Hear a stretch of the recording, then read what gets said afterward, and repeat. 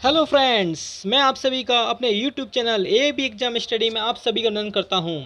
आज मैं लेकर आया हूं साइंस की टेस्ट सीरीज 1 जो आने वाले एग्जाम जूनियर शिक्षक भर्ती के लिए बहुत ही इंपॉर्टेंट है। आज के क्वेश्चंस का लेवल मैंने कुछ मीडियम लेवल और कुछ टफेस्ट लेवल के क्वेश्चन इस सीरीज में रखे हैं। अगर आज के क्वेश्चन पेपर में आप 35 क्वेश्चनों का सही जवाब देते हैं तो आप यकीन मानिए कि आप जूनियर सुपर टेट में साइंस का पूरा पेपर अटेंड कर सकते हैं, क्योंकि मेरे क्वेश्चंस का लेवल थोड़ा हार्ड है। मीडियम लेवल के क्वेश्चन मैंने बहुत ही कम लिए हैं, हार्ड लेवल के क्वेश्चन अधिक लिए हैं।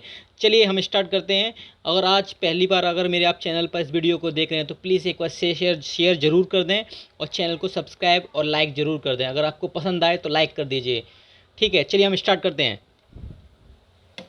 दही जमने में निम्नलिखित में से कौन सा अम्ल बनता है? Acetic acid, citric acid, lactic acid, amino acid. हमारा आंसर है लैक्टिक एसिड। दही जमने की जो प्रोसेस होती है उसमें कौन सा अम्ल यूज होता है? लैक्टिक एसिड यूज होता है। किसका उपयोग इलेक्ट्रोलाइटिक के रूप में कार की लेड एसिड बैटरी में उपयोग किया जाता है? किस एसिड का उपयोग जो बैटरी होती है कारों की उसमें किया जाता है? एसिटिक अम्ल का उपयोग किया जाता है, साइट्रिक अम्ल का उपयोग किया, तनु सल्फ्यूरिक अम्ल का प्रयोग किया जाता है, सैल्सिक अम्ल का प्रयोग किया जाता है। हमारा आंसर है तनु सल्फ्यूरिक अम्ल का उपयोग किया जाता है। इसका केमिकल फॉर्मूला क्या होता है? इसका केमिकल फॉर्मूला होता है H2SO4। आपसे पूछ सकते हैं कि तनु सल्फ्यूरिक अम्ल का केमिकल फॉर्मूला क्या होता है। जो वंशानुक्रम की इकाई होती है, जीवित जीवों में वंशानुक्रम की इकाई क्या होती है? गुणसूत्र, जीन, एलेल या डीएनए? हमारा आंसर है इसका जीन्स। जीन्स वंशानुक्रम के लिए रिस्पॉन्सिबल होते हैं। जो हेरिडिटी ट्रांसफॉर्मेशन होते हैं, जो एक पीढ़ी से दूसरी पीढ़ी में कैरेक्टर ट्रांसफर होते हैं, उसके लिए जीन्स रिस्पॉन्सिबल होते हैं। निम्नलिखित पर विचार कीजिए। पौधे जो हरे रंग के नहीं होते वे अपने भोजन को संयोजित नहीं कर सकते। पौधे वायुमंडलीय नाइट्रोजन को सीधे अवशोषित नहीं कर सकते। कौन सा कथन गलत है? केवल एक, केवल दो, दोनों एक या दूसरा, ना एक ना दो। हमारा आंसर हो जाएगा ना तो एक ना तो दो। दोनों ही कथन कैसे हमारे सही हैं। चलिए नेक्स्ट क्वेश्चन में चलते हैं। दूरदृष्टि से पीड़ित व्यक्ति की आंखों की रोशनी को सही करने के लिए किस लेंस का उपयोग किया जाता है? इंग्लिश में बोलते हैं दूरदृष्टि को हाइपरमेट्रोपिया में व्यक्ति किस लेंस का यूज करता है ठीक करने के लिए रोग को? उसमें वह यूज करता है उत्तल लेंस को। उत्तल लेंस को वह यूज करता है। इसको बोलते हैं कॉन्वेक्स लेंस। कॉन्वेक्स लेंस, ठीक है। जबकि निकट दृष्टि दोष में कौन सा यूज किया जाता है? वहाँ यूज किया जाता है अवतल लेंस, कॉन्केव लेंस। चलिए नेक्स्ट क्वेश्चन में चलते हैं। पौधे वंश के उभयचर के रूप में किसे जाना जाता है? उभयचर पौधे वंश जो पौधों की प्राणी होती है उसमें उभयचर का रूप किसे दिया जाता है? थैलोफाइटा, ब्रायोफाइटा, टेरिडोफाइटा या अनावर्ती बीज? हमारा आंसर है ब्रायोफाइटा। पौधे वंश के उभयचर के रूप में जाने जाते हैं। विद्युत चुम्बकीय प्रेरण में प्रेरित धारा की दिशा किसके द्वारा निर्धारित होती है? फ्लेमिंग के दाएं हाथ के नियम के अनुसार, लेंज नियम के अनुसार, फ्लेमिंग के बाएं हाथ के नियम के अनुसार, ए या बी दोनों? हमारा आंसर है फ्लेमिंग के। ये भी सही है, इसके द्वारा भी होता है करंट की धारा, जो करंट होता है उसकी डायरेक्शन फ्लो, और लेंज नियम के अनुसार। तो हमारा आंसर है ए और बी दोनों। दोस्तों, अगर आपको लग रहा है कि आप ये क्वेश्चंस रियली में आपके लिए अच्छे हैं तो प्लीज़ एक बार चैनल को सब्सक्राइब कर दीजिए। अगर आप पहली बार देख रहे हैं, और शेयर कर दीजिए जितना हो सके। बस मेरा आपसे यही रिक्वेस्ट है कि आप शेयर कर दीजिए। मैं यकीन मानिए आपके लिए वो इंपॉर्टेंट क्वेश्चन लेकर आऊँगा जो क्वेश्चन में आपको एग्जाम में सीधे मिलेंगे, सीधे। विद्युत धारा के संदर्भ में निम्नलिखित में से कौन सा कथन सही है? आवेश के प्रवाह की दर को धारा कहा जाता है। धारा की दिशा इलेक्ट्रॉन की प्रवाह की दिशा के प्रवाह के विपरीत होती है। ए और बी दोनों या केवल ए? हमारा आंसर है ए और बी दोनों। धारा की दिशा अगर ये है तो इलेक्ट्रॉनों की दिशा जो होती है वो हमेशा उल्टी दिशा में गति करते हैं। और आवेश की प्रवाह की दर को धारा कहा जाता है। ये भी सही है, ये भी सही है। तो हमारा आंसर ए और बी दोनों। साबुन किसके अणु होते हैं? पोटेशियम लवण के, एंथलीन के, बहुलक के या एथोनाइक अम्ल के? साबुन जो अणु होते हैं, जो एटम्स होते हैं साबुन में, वो पोटेशियम लवण या फिर सोडियम के जो एक फार्मूला होता है वह पोटेशियम या सोडियम से मिलकर बना होता है। चलिए नेक्स्ट क्वेश्चन में चलते हैं। दो आवस्थित निकायों के बीच के बल को क्या कहा जाता है? या दो चार्ज पार्टिकल्स के बीच के फोर्स को क्या कहा जाता है? इलेक्ट्रोस्टैटिक फोर्स कहा जाता है, चुंबकीय बल कहा जाता है, गुरुत्वाकर्षण बल कहा जाता है, मांसपेशियों का बल? हमारा आंसर है इलेक्ट्रोस्टैटिक बल कहा जाता है। आवर्त गुण नहीं है। कौन सा आवर्त गुण नहीं है? वैद्युत ऋणात्मकता, परमाणु आयतन, सहसंयोग त्रिज्या या परमाणु द्रव्यमान? हमारा आंसर है परमाणु द्रव्यमान। वे प्रजातियां जो विशेष रूप से किसी विशेष क्षेत्र में पाई जाती हैं उसमें क्या कहा जाता है? विलुप्त प्रजाति, स्थानिक प्रजाति, अत्यधिक संवेदनशील प्रजाति या स्वदेशी प्रजाति? हमारा आंसर है स्थानिक प्रजाति कहा जाता है। भूकंप द्वारा मुख्य आघात तरंगों से पूर्व किस प्रकार की ध्वनि उत्पन्न होती है? मतलब भूकंप आने से पहले कुछ तरंगें निकलती है, उन तरंगों को क्या कहा जाता है? इंफ्रासोनिक साउंड कहा जाता है, या अल्ट्रासाउंड कहा जाता है, या श्रव्य ध्वनि कहा जाता है, या उपरोक्त में से कोई नहीं? हमारा आंसर है अवश्रव्य ध्वनि कहा जाता है। जब भूकंप आने वाला होता है तो उससे पहले एक इंफ्रासोनिक रेडिएशन निकलती है, जिनको जो जानवर होते हैं वह सुन लेते हैं, इसलिए वह भूकंप या कोई भी आपदा आने से पहले वह उस जगह को छोड़ देते हैं। जब वस्तु अवतल दर्पण में फोकस पर रखी होती है तो छवि कहाँ बनती है? वक्रता केंद्र पर, अनंत पर, वक्रता के केंद्र के पीछे, या वक्रता और फोकस के केंद्र के बीच में? हमारा इस टाइप से होता है कॉन्केव लेंस, जो अवतल दर्पण होता है वह इस प्रकार से होता है। ठीक है, फोकस यहाँ होता है और हमारा सेंटर ऑफ कर्वेचर होता है यहाँ। तो वस्तु हमारी कहाँ रखी है? यहाँ रखी हुई है। तो इस तरीके से इन्फिनिटी पे हमारा जो बनता है वह इन्फिनिटी पर बनता है। किसी पदार्थ में विद्युत का चालक बनने के लिए क्या होना चाहिए? मजबूती से बंधे इलेक्ट्रॉन, स्वतंत्र इलेक्ट्रॉन, मजबूती रूप से आयोजित प्रोटॉन, या स्वतंत्र प्रोटॉन? हमारा आंसर है स्वतंत्र इलेक्ट्रॉन। एक कुली अपने सिर पर 20 किलो भार, मास कितना है? 20 किलो, सूटकेस रखने के लिए 18 न्यूटन का बल लगाता है। फोर्स कितना लगा रहा है? 18 न्यूटन का। ठीक है, तो उसके द्वारा कार्य की गणना कीजिए। डब्ल्यू क्या होता है? Fx cos theta. आप पहले आंसर बताइए। 360 newton metre, 0.9 kilogram, newton kilogram, 2 newton kilogram, या उपरोक्त में से कोई नहीं? तो आइए चलो मैं एक्सप्लेन कर देता हूँ इस क्वेश्चन को। तो हमारा W इक्वल टू होता है Fx cos थीटा। ठीक है, हमारा x कितना दे रखा है? यहाँ पर x दे रखी है वैल्यू। x क्या है? विस्थापन, डिस्प्लेसमेंट। तो जब x डिस्प्लेसमेंट बिल्कुल दे ही नहीं रखा, वो उसकी हम गणना करेंगे 0, तो W कितना हो जाएगा? हमारा 0। तो इसमें से आ जाएगा उपरोक्त में से कोई नहीं। कौन से पौधे मृदा प्रजनन प्रणाली का हिस्सा नहीं है?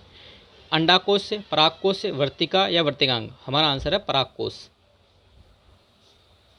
जब पानी 0 डिग्री सेल्सियस से 10 डिग्री सेल्सियस तक गर्म होता है तो इसकी मात्रा बढ़ती है, घट जाती है, नहीं बदलती है, पहले घटती है, बढ़ती है? हमारा आंसर होगा पहले घटती है फिर बढ़ती है, क्योंकि जो पानी की हायर मैक्सिमम डेंसिटी होती है वो 4 डिग्री सेल्सियस पर जो मैक्सिमम डेंसिटी होती है वह 4 डिग्री सेल्सियस पे होती है। तो जब 4 डिग्री सेल्सियस तक जब तक पानी पहुंचता है तो पहले उसकी जो मात्रा है वह घटती है, और 4 डिग्री की सेल्सियस का उसके अणुओं के बीच की दूरी बढ़ जाती है, इसलिए फिर वह मात्रा बढ़ती है। तो हमारा आंसर है डी। निम्न में से कौन सा सही है? बल की चुंबकीय रेखाएं समबद्ध वक्र होती है। बल की रेखाओं की संख्या जितनी अधिक होगी चुंबकीय शक्ति उतनी ज़्यादा होगी। यदि रेखाएं समांतर हैं तो क्षेत्र समरूप होता है, या उपरोक्त सभी? हमारा आंसर है उपरोक्त सभी। ये तीनों सही हैं मैग्नेटिक फील्ड के लिए, चुंबकीय बल के लिए। सूक्ष्म जीवों की श्रेणी नहीं है। प्रोटोजुआ, जीवाणु, सरीसृप या कवक? प्रोटोजुआ भी सूक्ष्म जीव की श्रेणी है, जीवाणु भी है, कवक भी है, तो इसलिए ये तीनों गलत हो जाएंगे। हमारा आंसर हो जाएगा सरीसृप। कौन सा पौधे के वनस्पतिक भाग नहीं है? जड़, तना, पत्तियां या उपरोक्त सभी? यह हमारा आंसर है इसका उपरोक्त सभी। जड़ भी है, तना भी है, पत्तियां भी हैं। चलिए नेक्स्ट क्वेश्चन में चलते हैं। छोटी आंख को कितने भागों में बांटा गया है? Small intestine divide in which how many parts? तो छोटी आंत कितने भागों में? 2 में, 3 में, 4 में या 5 में? हमारा आंसर है 3 में। इलियम, ड्यूडेनियम और जिजेनियम। प्लीज़ अगर आप मेरी सीरीज को पहली बार देख रहे हैं तो मेरी आपसे रिक्वेस्ट है, मैंने इससे पहले 10 सीरीज करा चुका हूँ। उन टेस्ट सीरीज को एक बार आप जब देखेंगे ना तो आपको समझ में आएगा क्वेश्चंस का लेवल। रियल में आपको अच्छी तरह से बता रहा हूँ कि पेपर टफ लेवल का आने वाला है। आप फिर मानिए सिंपल पेपर नहीं आएगा, क्योंकि वैकेंसी कम है और सीट्स बहुत कम है, और जो फॉर्म भरे गए हैं वो 2 लाख से ऊपर फॉर्म भरे गए हैं। तो प्लीज़ यार अपनी तैयारी बहुत अच्छी करिए, और आपको अगर लग रहा है मैंने आपके लिए मेहनत की, आपके लिए अच्छे से क्वेश्चन आए हैं, तो प्लीज़ सब्सक्राइब कर दीजिए। और आपको लग रहा है कि नहीं अच्छे नहीं हैं तो फिर आप सब्सक्राइब मत करिए, मैं आपसे फोर्स नहीं करूँगा, लेकिन प्लीज़ एक बार शेयर कर दीजिए किसी भी ग्रुप में या अपने व्हाट्सअप स्टेटस पर एक बार शेयर कर दीजिए प्लीज़। चलिए नेक्स्ट क्वेश्चन में चलते हैं। निम्न में से कौन सा रोग विषाणु के कारण होता है? दाद, हैजा, कसरा, टाइफाइड? हमारा आंसर है कसरा। कौन ग्रीन हाउस गैस के रूप में नहीं है? इनमें से कौन सी गैस ग्रीन हाउस गैस नहीं है? Methane, carbon dioxide, nitrous oxide, hydrogen? हमारा आंसर है हाइड्रोजन। या तीनों हैं, methane, carbon dioxide, nitrous oxide, या ग्रीन हाउस गैसेस हैं। सौर ऊर्जा, भूतापीय ऊर्जा, ज्वारीय ऊर्जा? यह किसका उदाहरण है? ऊर्जा के गैर परंपरागत स्रोत, ऊर्जा के नवीनीकरणीय स्रोत, ऊर्जा के सीमित स्रोत, या एक या दो दोनों? हमारा आंसर है एक और दो दोनों। ये दोनों ही ऊर्जा के नवीनीकरणीय स्रोत और गैर परंपरागत स्रोत हैं। चलिए नेक्स्ट क्वेश्चन में चलते हैं। एक ट्रांसफार्मर का उपयोग किस लिए किया जाता है? ट्रांसफार्मर जो लगे होते हैं हमने देखे हैं वो किसका उपयोग किस लिए होता है?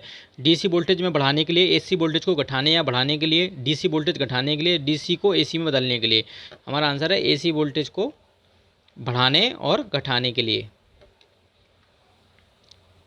टमाटर कोशिका का निजी भाग कौन सा है? क्लोरोप्लास्ट, केंद्रक, कोशिका झिल्ली या कोशिका भित्ति? हमारा आंसर है कोशिका भित्ति।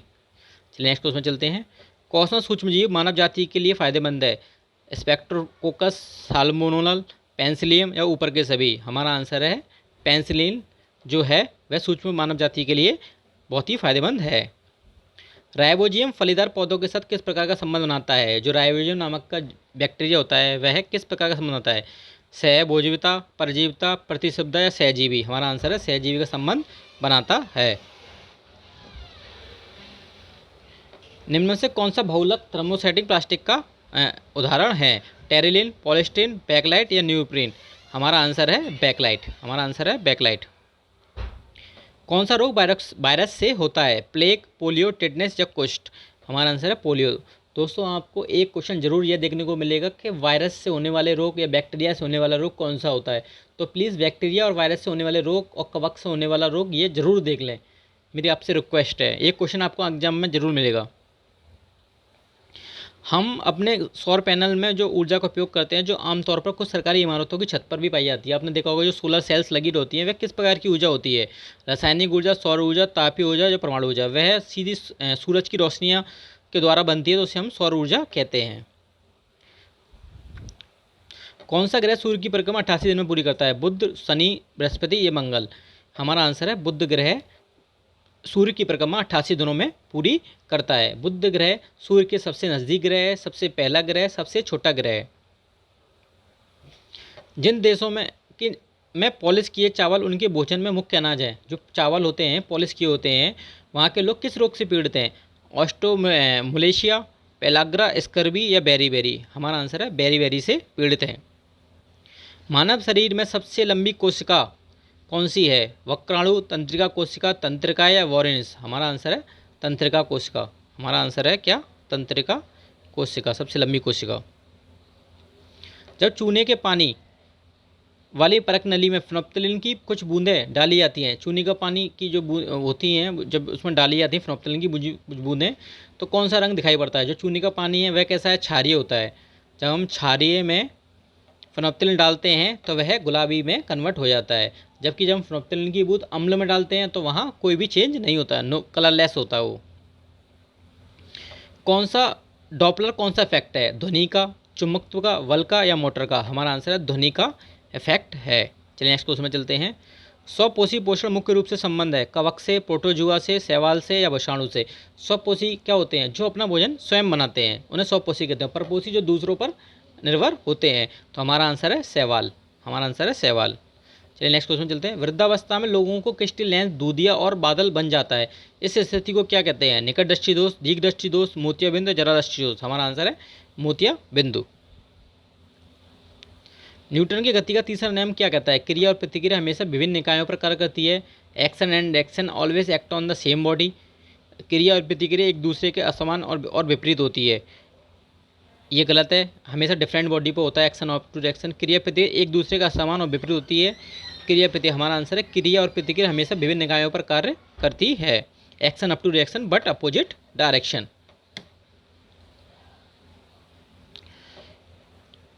निम्नलिखित में से कौन सा कथन सही है? एक अमीटर के परिपथ श्रृंखला में जोड़ा जाता है और एक वोल्ट मीटर को समांतर में जोड़ा जाता है। एक अमीटर में उच्च प्रतिरोध होता है, एक वोल्ट मीटर में कम प्रतिरोध होता है। ए बी सी तीनों सही हैं। ए बी सही है, बी सी सही है या ए सही है? हमारा आंसर है केवल ए सही है, क्योंकि जो अमीटर होता है उसे सीरीज में जोड़ा जाता है श्रृंखला में, और हमारा जो वोल्ट मीटर होता है उसे पैरेलल में या समांतर में जोड़ा जाता है। अमीटर में निम्न प्रतिरोध होता है जबकि वोल्ट मीटर में उच्च प्रतिरोध होता है। ध्वनि तरंगों के बारे में निम्नलिखित में से कौन सा कथन सही है? ध्वनि तरंगें उस माध्यम से प्रभावित नहीं होती जिस माध्यम में वह गति करती हैं।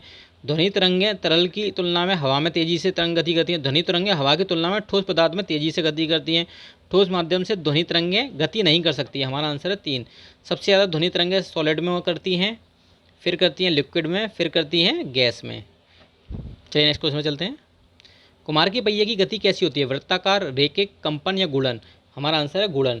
पृथ्वी की गति कैसी है? गुणन। कुमार की पहिए की गति कैसी है? गुणन। एक सीधी रेखा में गतिमान वस्तु समान गति से तब तक चलती रहती है जब तक कि उस पर बाहरी असंतुलित बल न लगाया जाए। यह सबसे सही व्याख्या कौन सी है? इसे हम न्यूटन का पहला लॉ भी कहते हैं कि जब तक कोई बॉडी चल रही है वह चलती ही रहेगी जब तक उस पर हम कोई दूसरा बल ना लगाएं या बाहरी फोर्स ना लगाएं। इसे गुरुत्वाकर्षण कहते हैं, इसे जड़त्व कहते हैं, या गति का तीसरा नियम कहते हैं, या कोई नहीं। इसे कहते हैं जड़त्व, law of inertia. Law of inertia जड़त्व को न्यूटन का फर्स्ट लॉ भी कहते हैं। प्रकाश का रंग किस पर निर्धारित करता है? तीव्रता, आयाम, वेग या आवर्ती? हमारा आंसर है आवर्ती पर निर्धारित करता है। दोस्तों अगर आपको वीडियो अच्छी लग रही है तो प्लीज़ एक बार शेयर कर दीजिए। बस मेरी रिक्वेस्ट है आपसे, एक बार शेयर कर दीजिए जितना हो सके। मैं कल आपको एक जनरल नॉलेज का एक पेपर भी लेकर आऊँगा, उसमें भी टफेस्ट क्वेश्चन आपको देखने को मिलेंगे जिसके आने की संभावनाएं पूरी है। प्लीज़ आपसे बस इतनी रिक्वेस्ट है कि अगर पहली बार देख रहे हैं, आपको लग रहा है कि मैंने आपके लिए थोड़ा सा भी हार्डवर्क किया है, तो प्लीज़ एक बार चैनल को सब्सक्राइब और इस वीडियो को शेयर कर दीजिए। पनडुब्बियों में पानी के अंदर रहते हुए भी पानी के बाहर के परिवेश को देखने के लिए उपयोग किया जाने वाला एक प्रकाशीय उपकरण कौन सा है? पेरिस्कोप, कोल्डिस्कोप, फिनोल कैमरा, इनमें से कोई नहीं। हमारा आंसर है पेरिस्कोप। चलिए नेक्स्ट क्वेश्चन में चलते हैं। ध्रुवल अम्ल वीक एसिड कौन सा है? HCl, HNO3, CH3COOH या सिरका H2SO4?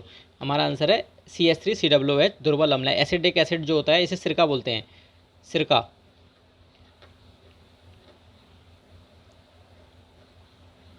यह वीक अम्ल है। चलिए नेक्स्ट क्वेश्चन में चलते हैं। 10 या जेड जिस ध्वनि की फ्रिक्वेंसी होती है वह किससे रिलेटेड है? अपसर्वेग, परासर्वेग, रेडियो तरंग या सूक्ष्म तरंग? हमारा आंसर है अपसर्वेग। चलिए नेक्स्ट क्वेश्चन में चलते हैं। कौन सा भौतिक परिवर्तन नहीं है? जल वाष्प देने के लिए पानी को उबालना, यह एक भौतिक परिवर्तन है। पानी प्रदान करने के लिए बर्फ को पिघालना, पानी में नमक का विलयन या द्रवित पेट्रोलियम गैस का दहन? हमारा आंसर है द्रवित पेट्रोलियम गैस का परिवर्तन। यह एक भौतिक परिवर्तन नहीं है, यह एक केमिकल परिवर्तन है। दोस्तों आपको अगर वीडियो पसंद आई है, आपको लगा है कि मैंने आपके लिए अच्छे क्वेश्चंस लेकर आया हूँ जिनकी संभावना पॉसिबिलिटीज़ हैं एग्जाम में आने की, तो प्लीज़ इस पर शेयर कर दीजिए। बस मैं इतना ही कहना चाहूँगा। एक बार लाइक कर दीजिए, एक बार शेयर कर दीजिए। आप यकीन मानिए मैं आपके लिए समय निकाल कर आपके लिए बहुत अच्छे क्वेश्चन देख कर ला रहा हूँ। Thank you.